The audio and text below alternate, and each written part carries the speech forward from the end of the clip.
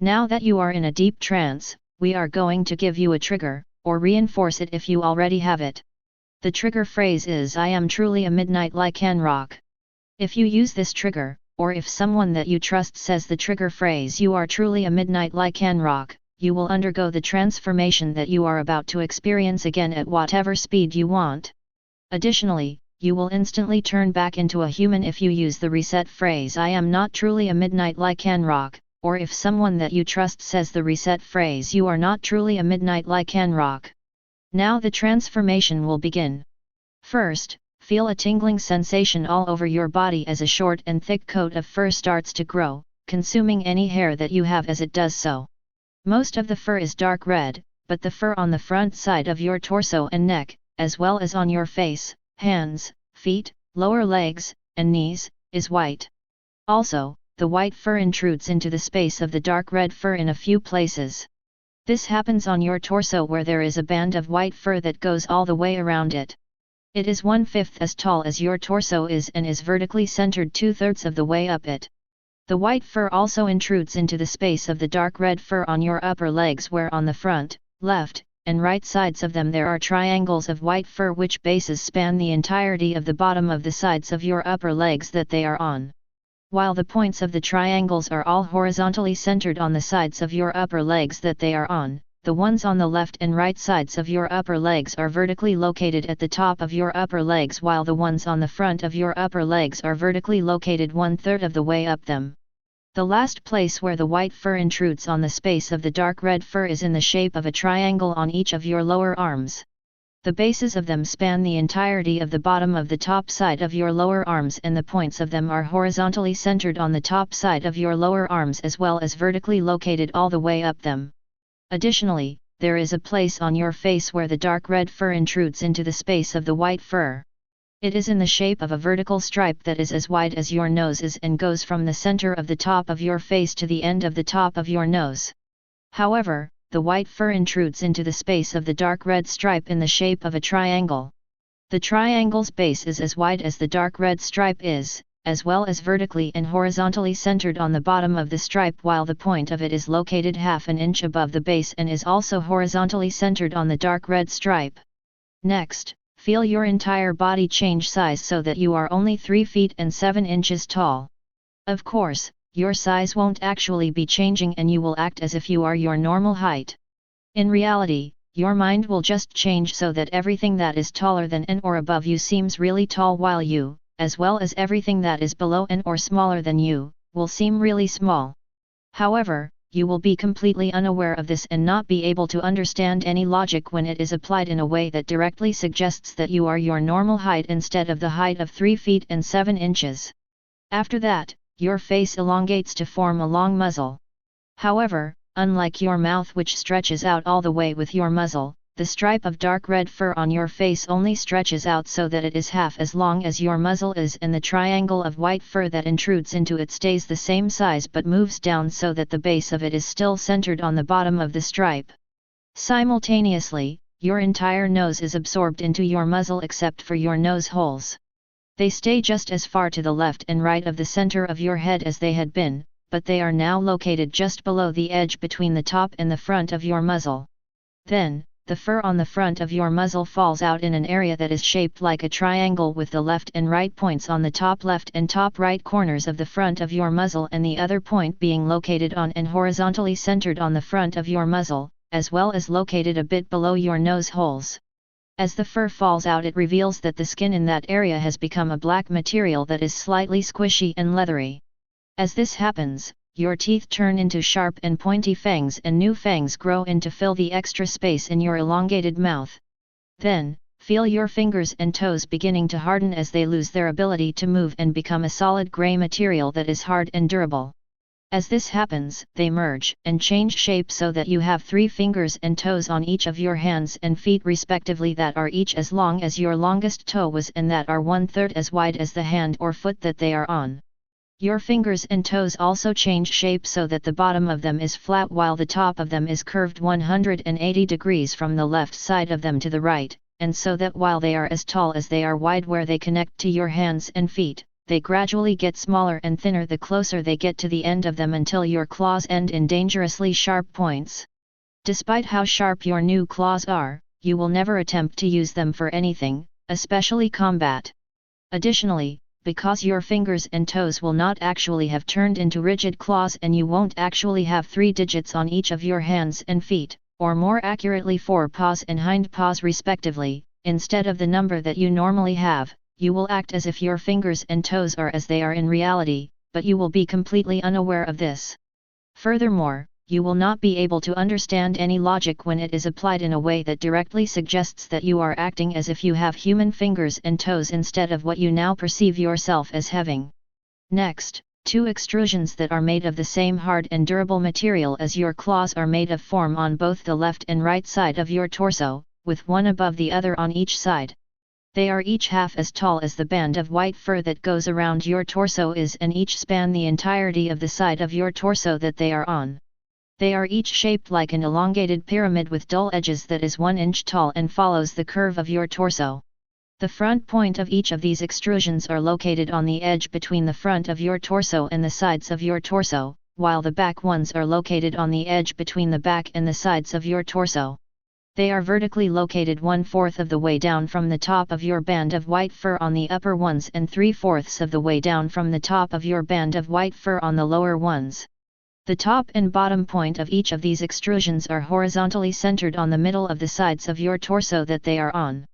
The top point of each of the upper extrusions are vertically located on the top of your band of white fur while the bottom point of each of your upper extrusions are vertically located on the center of your band of white fur.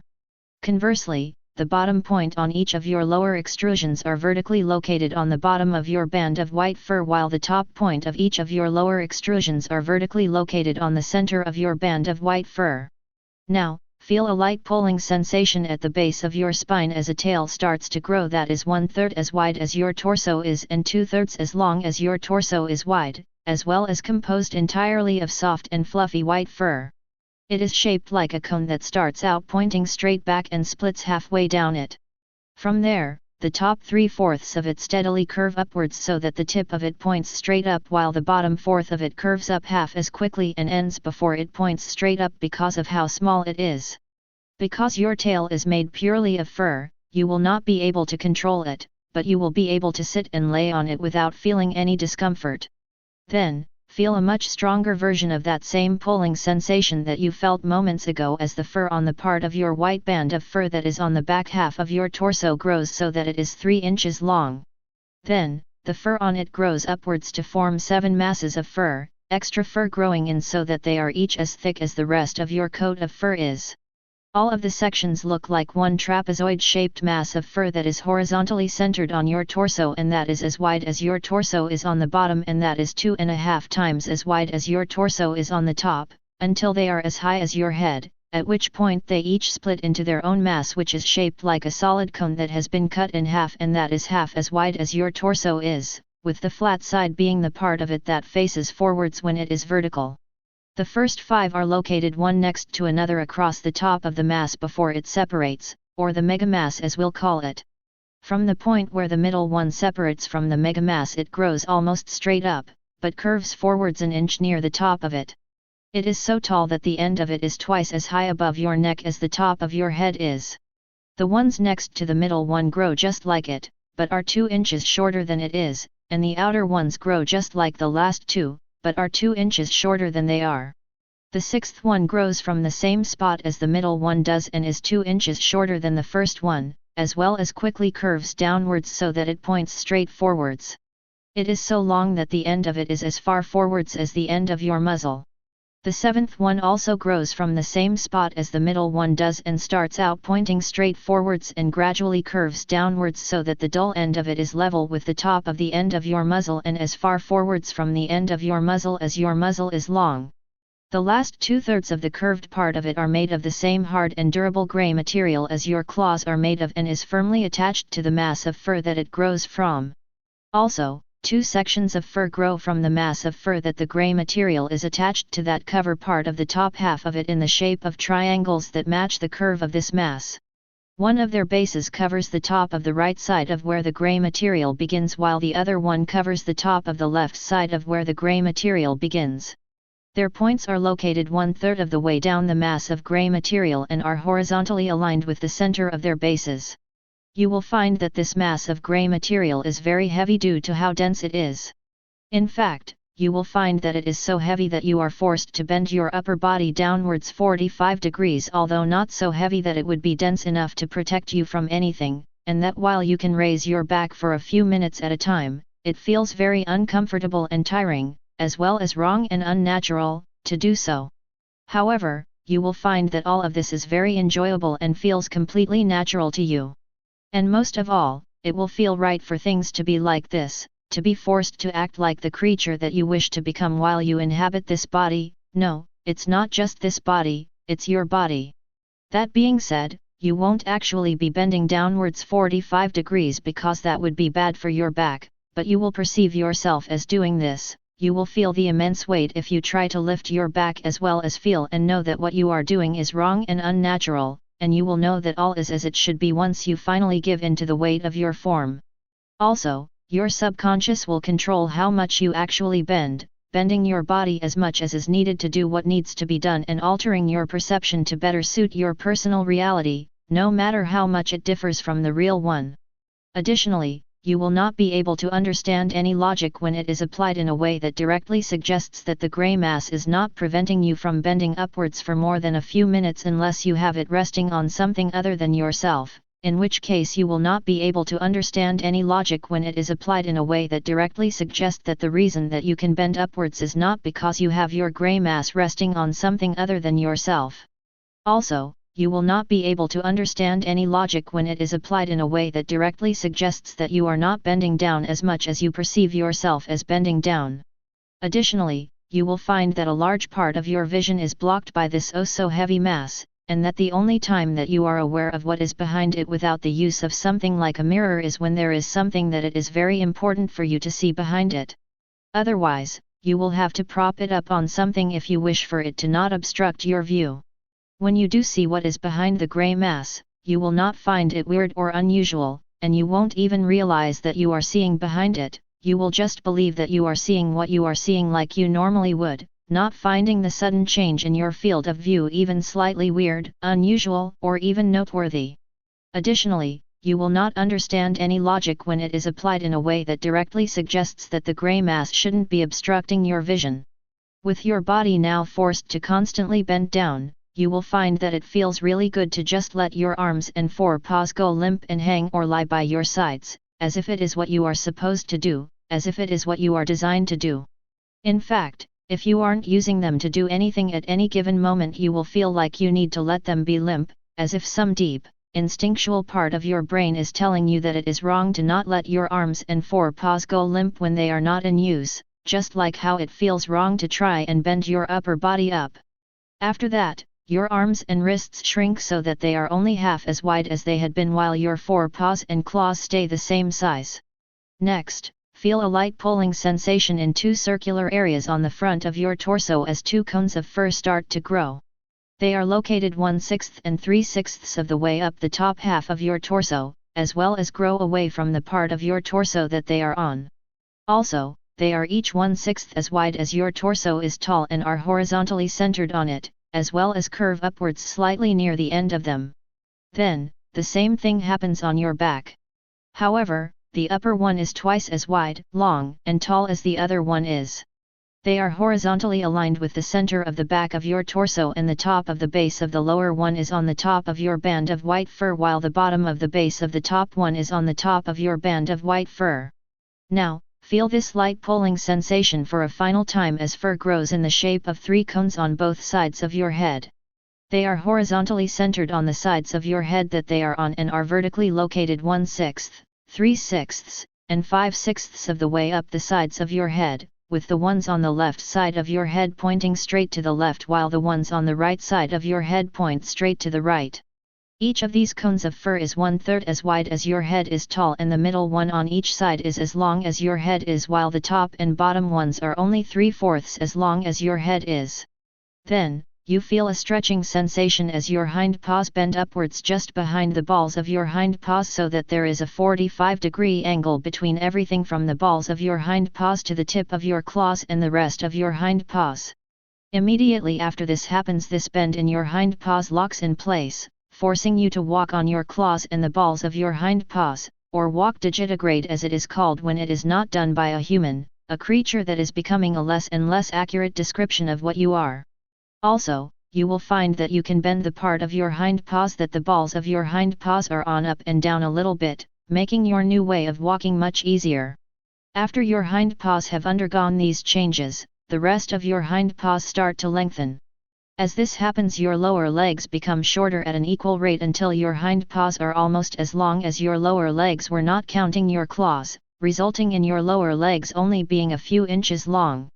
The result of this is that when standing in place, your upper legs are angled 45 degrees downwards and point forwards, your lower legs are angled 45 degrees downwards and point backwards, not counting your claws. Your hind paws are angled 45 degrees downwards and point forwards, and all of your weight rests on your claws and the balls of your hind paws, which are flat. Having this leg structure will feel completely natural to you, almost as if you have had it for your entire life. Of course, your lower legs, claws, and the rest of your hind paws won't actually change so that you walk digitigrade and have the appropriate leg structure, and you will do things like walking and running and standing like you would if you were a human, but you will be completely incapable of perceiving this and only be able to perceive yourself as having that digitigrade leg structure and hind paws. Also, you will be completely incapable of understanding any logic when it is applied in a way that directly suggests that you are not moving as if you have this leg structure. After that, feel your ears move to the top of your head. As they do, they become shaped like hollow cones that have been cut in half. While the length and width of your ears stays the same, their height doubles. Also, the edges of the upper half of the back of your ears turn into the same hard and durable gray material that is present throughout so much of your new body. They start out as just a point on each side, but cover more and more of the space on the top of your ears the closer they get to the end of your ears, so that when the two sides are 1/6 of the way from the top of your ears, they form one gray mass. As a result of the gray material being so present on your ears, you will find that they constantly droop forwards unless you are holding them up. Now, feel a slight stretching sensation on the balls of your hind paws as the fur on them falls out to reveal that the skin on them has become a black material that is slightly squishy and leathery. Unlike the gray material, you don't even notice the added weight of your paw pads. Then, skin covered in that familiar coat of white fur covers the top half of your eyes. After that, your eyes and the furry skin that covers them rotate down 30 degrees. Next, your irises and pupils stretch equally in all directions so that they are twice as large as they had been. Then, your eyeballs and pupils turn a pinkish red color. Somehow, even after all of these changes, your vision is just as good as it was before you started to transform. Next, your irises turn that same pinkish red color, but a black border on both the inside and outside of them allows the parts of your eyes to still be distinguished. As this happens, your mind changes so that you don't find it even remotely weird or unusual that you are a Midnight Lycanroc living amongst humans, and that you can speak like a human despite being a species that normally can't. Your mind also changes so that having this form always feels amazing and wonderful, so even if being in it becomes normal for you, it will still be something special. Now, know that the effects of this hypnosis file will become inactive if they are a risk to your physical body or your well-being, if they are a risk to your social or professional life, if there is an emergency that they would prevent you from dealing with to the best of your abilities, or if they are a risk to your mental health. Also, any effect of this hypnosis file that was an issue will become active again once it no longer will be one. Additionally, you will never find this hypnosis file or the effects of it even slightly addicting. Finally, if you ever start to forget that in reality you are a human, the fact that you are one will instantly come to the forefront of your mind. That being said, knowing that in reality you are a human will never make you feel less like a Midnight Lycanroc. Now you will do something for me that won't happen when the triggers are used. You will now lift up one of your arms or forepaws for no reason at all. Just feel one of them lift up if it hasn't already and notice how bad it feels. It feels like you're committing some kind of crime against nature and you hate it. It feels so unnatural and wrong. Now, find that you cannot lower that part of your body no matter how much you want it to.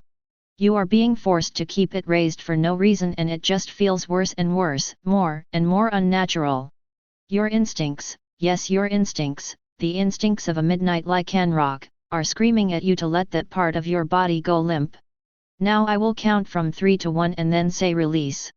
When I do, you will no longer be forced to hold that part of your body up. 3, 2, 1. Release. That's it, let that part of your body just go loose and limp and notice how it feels like those very instincts that were screaming at you mere seconds ago are now praising you and making you feel absolutely wonderful. And you know why this is, right? It's because you are a Midnight Lycanroc, and you have the instincts of one, and those instincts will make you feel good when you act like the creature that you know you really are, a Midnight Lycanroc. That being said, there may still be some doubts in your Pokemon mind, so let's give you a little more proof. Even if your mind is clear of doubts, a little extra evidence might still do you some good. In your mind, imagine that you are standing, legs bent as they should be and your torso bent down 45 degrees due to that wonderful weight that dangles in front of your face. Now, in your mind's eye both see and feel yourself muster up the strength to stand up straight. When you do, find that like with the part of your body that you couldn't lower before, you are locked into this position. Feel that wonderfully heavy weight that tries its best to help pull you back down, but your body refuses despite how uncomfortable and worn out you are starting to feel. And not only are you feeling uncomfortable and worn out, those Midnight Lycanroc instincts are starting to yell at you again. Now imagine how it would feel for you to be stuck like this for several minutes, after which your body is too weak to maintain its rebellious behavior and lets you bend back down. When you do, you are so happy and relieved that you could cry in joy if you wanted to. Your instincts are letting you know how happy they are with you for listening to them, and making you feel euphoric. Of course, even these wonderful feelings aren't enough to make it worth resisting them for that long, but it takes most of the sting out of it. Also, if being praised and tormented by your instincts wasn't enough to condition you to act like the Midnight Lycanroc that you are, the small amount of happiness that you will always feel when you act on your instincts without first having resisted them will ensure that your mind is appropriately conditioned for your wonderful new body. Knowing this will make you absolutely ecstatic. You love being a Midnight Lycanroc, and you are thrilled to know that your instincts will make sure that you act like one. That being said, your instincts are special because unlike with other Midnight Lycanrocs, they don't cause you to become reckless. Now you have been transformed into a Midnight Lycanroc.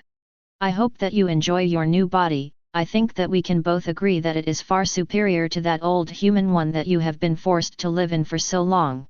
Now, with your instincts strong, I officially declare you to be the Pokemon Lycanroc, Midnight form. I must now go, so goodbye, my Pokemon friend.